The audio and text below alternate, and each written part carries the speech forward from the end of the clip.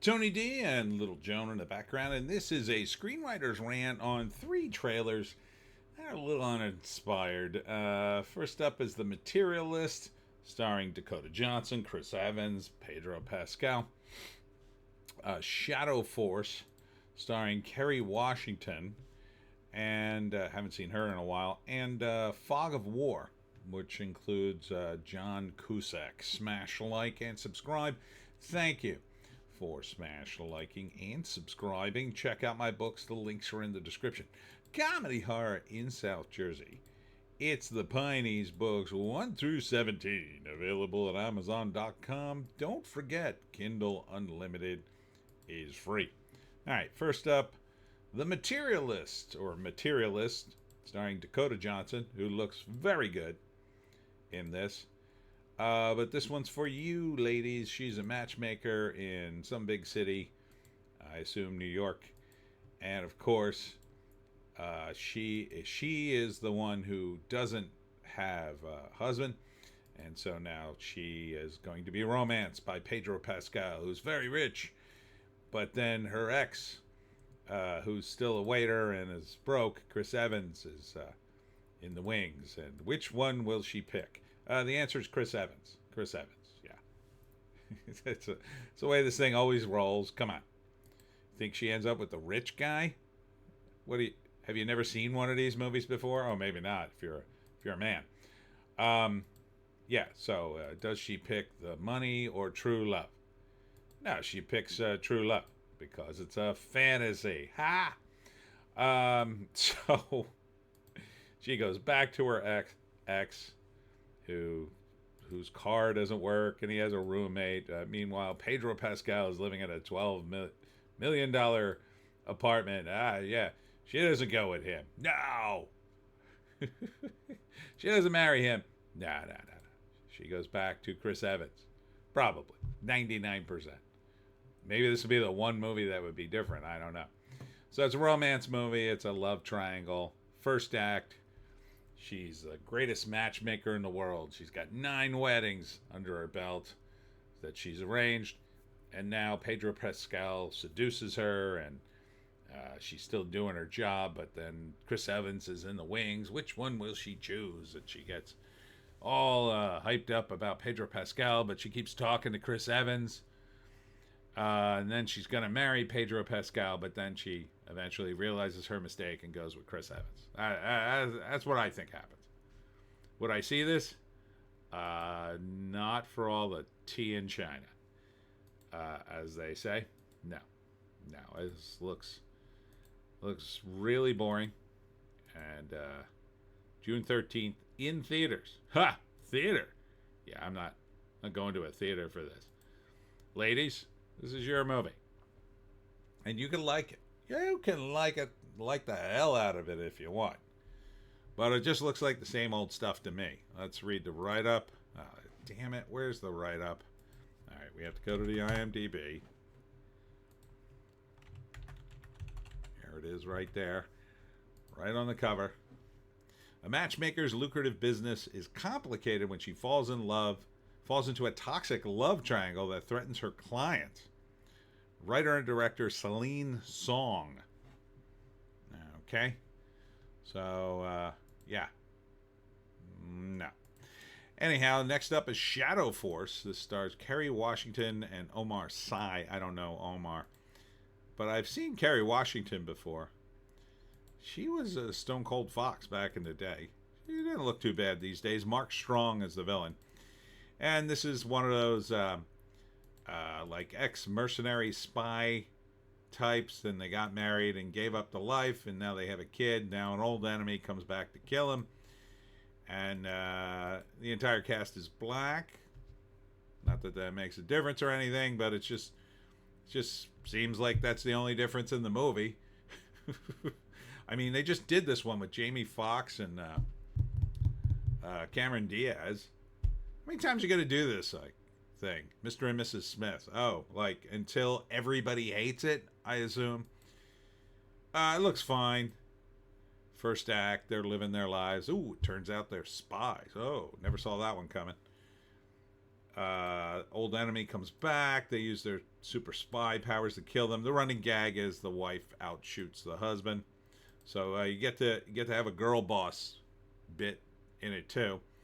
And then they bring in some of their relatives, and then this is their precocious son who says something like, "You don't f with Wu-Tang" or something like that. Like, so to make sure you know how black this is. Only in theaters, May 2nd. Rated R for adult situations. Yeah, Shadow Force is kind of uninspired. The whole concept's uninspired at this point because it's been done so many times. I used to like these kinds of movies, but yeah, now I would pass. I don't even think I'd watch this on streaming. Although Mark Strong is a pretty good villain. He's a pretty good heavy. And a strange couple with a bounty on their heads must go on the run with their son to avoid their former employer, a unit of shadow ops that has been sent to kill them. Director Joe Carnahan, who co-writes it with Leon Chills. Interesting screenwriter name. Yeah, it just looks like the same old stuff. You know, what happens? Do you even need me to map this one out? I mean, I'll tell you this. Their son gets taken hostage, and that's in the trailer, and they save him. The end. No one dies. Then there's The Fog of War. This is a movie about the big war starring John Cusack, who I don't think is the main character. I think he's more of a supporting cast member. It's starting to show his age a bit. Yeah, he's looking old.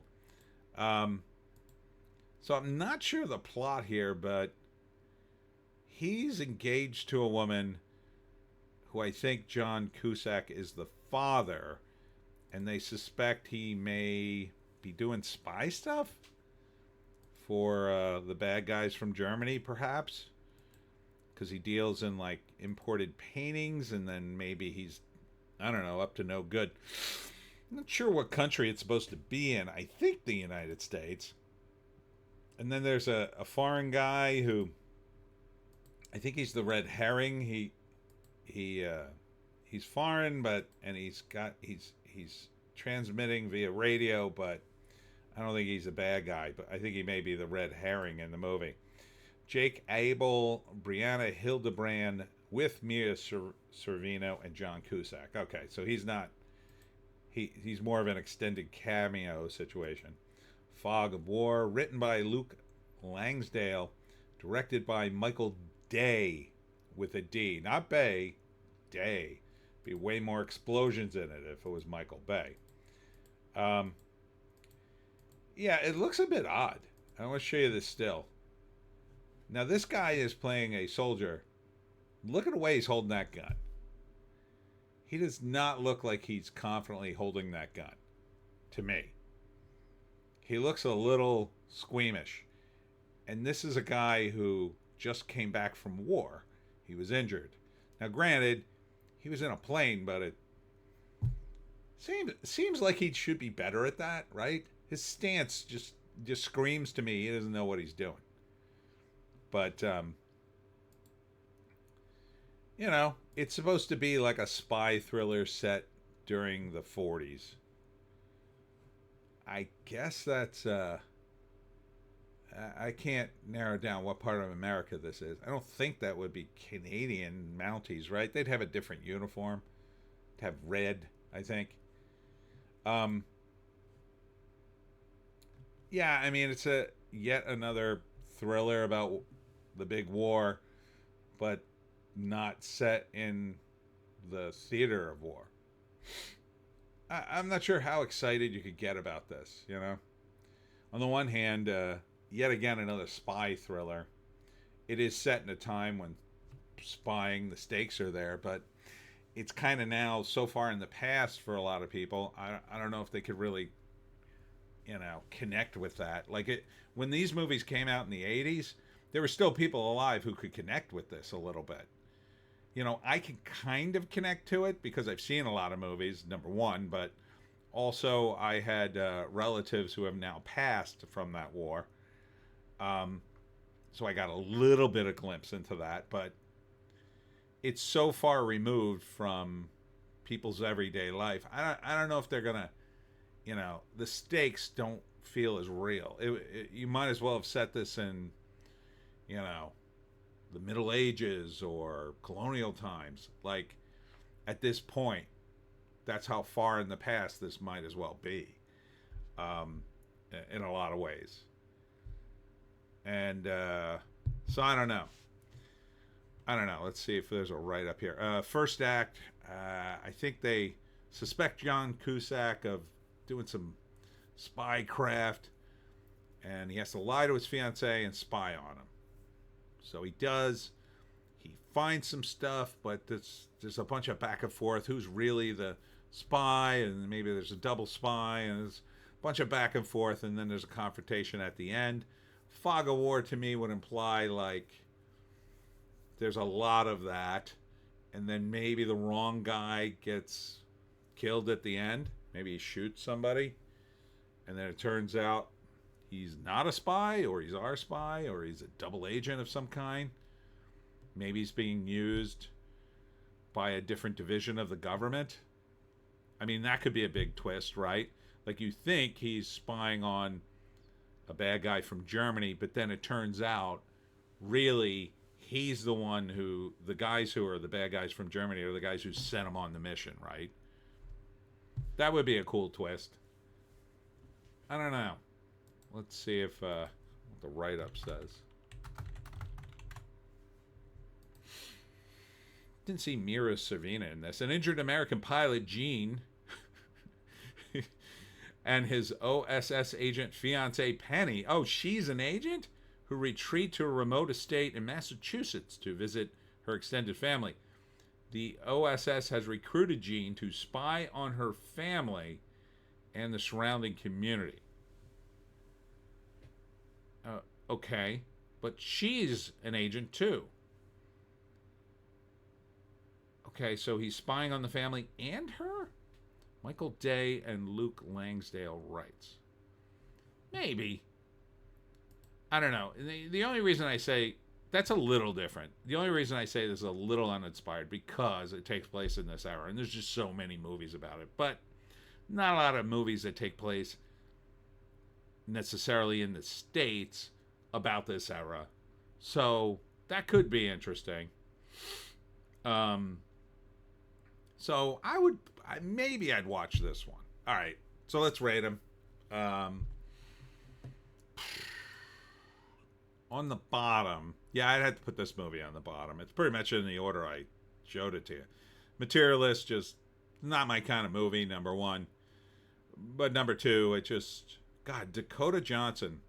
Is it just my imagination? She's hot, but she kind of has no screen presence for me. Like, I like looking at her, but then I start to kind of drift off to sleep when she starts talking.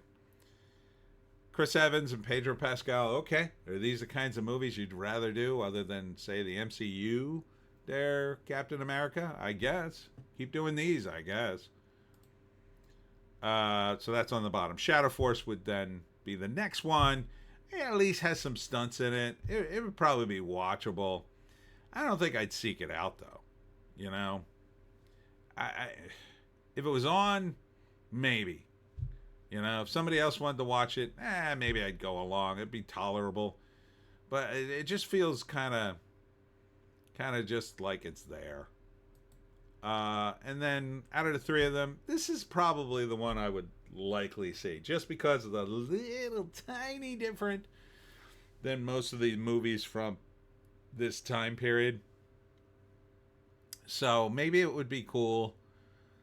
You know, I'd really like to hear a review about it, maybe. You know, if I heard in a review that it was, oh man, this is really changes the game on these kinds of movies, that would be interesting. But, you know, as always, a lot of stuff that seems to come out of Hollywood, it's just kind of content. Anyhow, that's it for me, Tony D and Little Joan. Thanks for tuning in today. Thanks for checking out the Pineys, books 1 through 17. Speaking of the Pineys, tomorrow I will be in Blackwood at one of the senior centers. You can check it out on my book tour list. If you want to come by and you're not a resident or family, you have to check with the facility to see if it's okay. Otherwise, check me out on the Dirt Baggery podcast on Friday.